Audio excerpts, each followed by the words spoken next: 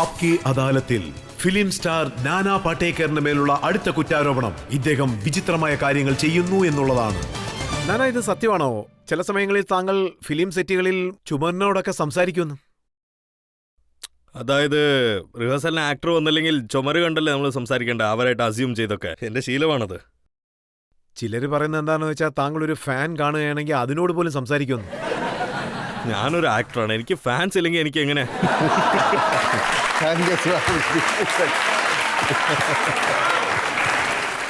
മറ്റൊരു കാര്യം കൂടി കേട്ടു, തിരങ്കയിൽ താങ്കളെയും രാജ്കുമാർ സാറിനെയും ഒന്നിച്ച് കാസ്റ്റ് ചെയ്തിരുന്നു. അങ്ങനെ രണ്ടുപേരെയും കാസ്റ്റ് ചെയ്തിരുന്നു. അപ്പോൾ ജനങ്ങൾ മെഹൽ കുമാറിനോട് ചോദിച്ചു, താങ്കൾക്ക് എന്താ ഭ്രാന്താണോ രണ്ട് ഭ്രാന്തന്മാരെ ഒന്നിച്ചിട്ടിരിക്കുന്നത്? അതായത് പടം പെട്ടെന്ന് തീർക്കാൻ പറ്റില്ലെന്ന് അങ്ങനെ അവർ പറഞ്ഞു കാണും. ഞാൻ പറഞ്ഞ എന്താണെന്ന് വെച്ചാൽ, രാജ് സാർ ഉണ്ടല്ലോ, രാജ് സാർ എന്തോ ഒരു നല്ല മനുഷ്യനാന്ന് വെച്ചാൽ, അതായത് അദ്ദേഹത്തിനെ കുറിച്ച് ജനങ്ങളൊക്കെ വേറെ വിധത്തിലായിരിക്കും പറയുന്നത്.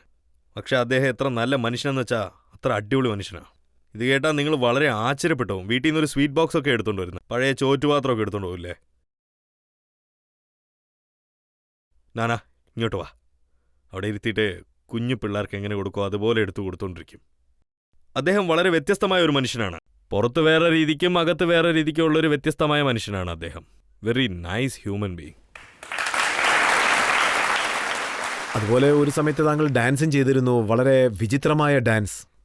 അതായത് ഞങ്ങൾക്കൊരു ഡാൻസ് ഡയറക്ടർ ഉണ്ടാവും. അദ്ദേഹം എന്താ പറയുന്നതെന്ന് വെച്ചാൽ, നാനാജി നിങ്ങളിതാ ഇങ്ങനെയാണ് ചെയ്യേണ്ടത്, ഇങ്ങനെ ചെയ്യണം. ഞാൻ എന്താ പറയുന്നതെന്ന് വെച്ചാൽ, ഇതാ നോക്കിയേ, നിങ്ങൾ പാട്ടിട്, ഞാൻ കളിക്കാം. ഒരു ടേക്കിൽ എന്തോരം എടുക്കാൻ പറ്റുമോ എടുത്തോ, കാരണം നെക്സ്റ്റ് ടൈം ആ സ്റ്റെപ്പ് എനിക്ക് കിട്ടത്തില്ല. ഞാൻ എന്താ കാണിക്കുന്നതെന്ന് പോലും എനിക്കറിയില്ല.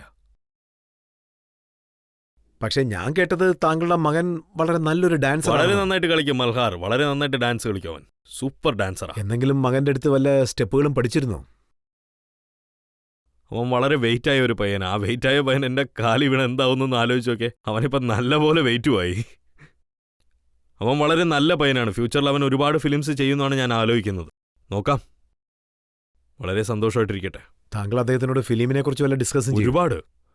ഫിലിംസിൽ അവനൊരു എൻസൈക്ലോപീഡിയ ആണ്. ആരുടെ ഒപ്പമൊക്കെ എന്താ ചെയ്തെന്നുള്ള കാര്യം അവന് കാണാപ്പാടം തന്നെയാണ്. വളരെ നന്നായിട്ടറിയാം. പക്ഷെ ഞാൻ അവൻ്റെ അടുത്ത് എന്താ പറയുന്നതെന്ന് വെച്ചാൽ, അവന് അഡ്വൈസ് കൊടുക്കുന്നതിന് പകരം നീ സ്വയമായിട്ട് നീ സ്വയമായിട്ട് ചെയ്യാൻ ആരംഭിക്കുക. ജനങ്ങളുടെ നിന്റെ പണിക്കേറ്റ പോലെ സംസാരിക്കാൻ വയ്ക്കുക.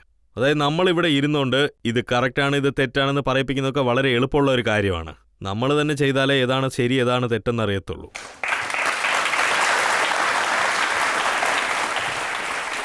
ഓഡിയൻസിൽ ആർക്കെങ്കിലും ചോദ്യം ചോദിക്കണമെങ്കിൽ ചോദിക്കൂ. സർ, എന്റെ പേര് അന്വേഷ. ഞാൻ താങ്കളോട് ചോദിക്കാൻ ആഗ്രഹിക്കുന്നത്, താങ്കൾ ഒരുപാട് മൂവീസിൽ വർക്ക് ചെയ്തിട്ടുണ്ട്, സുന്ദരികളായ ആക്ട്രസിന്റെയും കൂടെ വർക്ക് ചെയ്തിട്ടുണ്ട്. താങ്കൾക്ക് ആരോടും അട്രാക്ഷൻ തോന്നിയില്ലേ? അതിനെപ്പറ്റി എന്തെങ്കിലും ഒന്ന് പറയൂ. എല്ലാവരും ഇഷ്ടമാണ്.